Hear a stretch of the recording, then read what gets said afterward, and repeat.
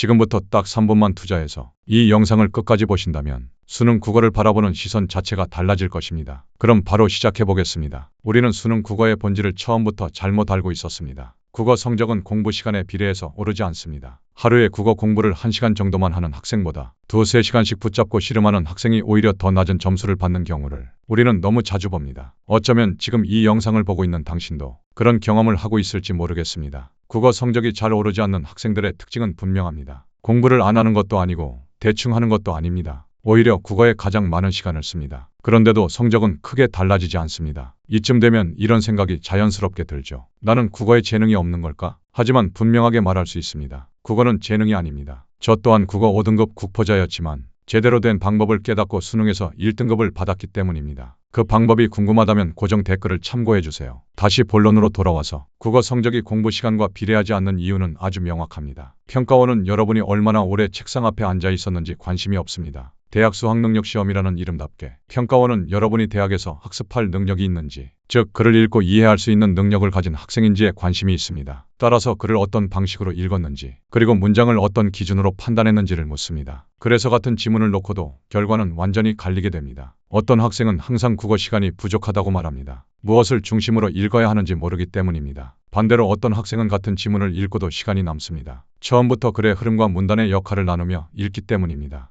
이 차이는 읽기 속도의 문제가 아닙니다. 글을 대하는 사고 방식에서 생기는 차이입니다. 비문학을 어려워하는 학생들은 지문을 읽을 때 비슷한 상태에 빠집니다. 모든 문장이 다 중요해 보이고 어디에 집중해서 읽어야 할지 감이 잡히지 않습니다. 그래서 처음부터 끝까지 모든 문장을 같은 힘으로 읽게 됩니다. 그 결과 문제를 풀 때 지문의 내용이 잘 떠오르지 않고 결국 다시 지문으로 돌아가게 됩니다. 시간이 부족해질 수밖에 없는 구조입니다. 반대로 국어 1등급 학생들은 다릅니다. 지문을 읽기 시작하는 순간부터 이 문단이 어떤 역할을 하는지, 어떤 문장이 문제로 나올지를 자연스럽게 구분합니다. 그래서 지문 전체를 훨씬 효율적으로 관리할 수 있습니다. 같은 시험을 보고 있지만 사실상 전혀 다른 방식으로 시험을 치르고 있는 셈이죠. 중요한 건 이 차이가 타고난 독해력 때문이 아니라는 점입니다. 어릴 때 책을 많이 읽었는지도 결정적인 요인이 아닙니다. 이건 전부 훈련된 사고 방식의 차이입니다. 국어 성적이 오르지 않는 학생들은 보통 이렇게 생각합니다. 더 많이 풀면 언젠가는 늘겠지. 계속 하다 보면 감이 생기겠지. 하지만 방향이 잘못된 상태에서는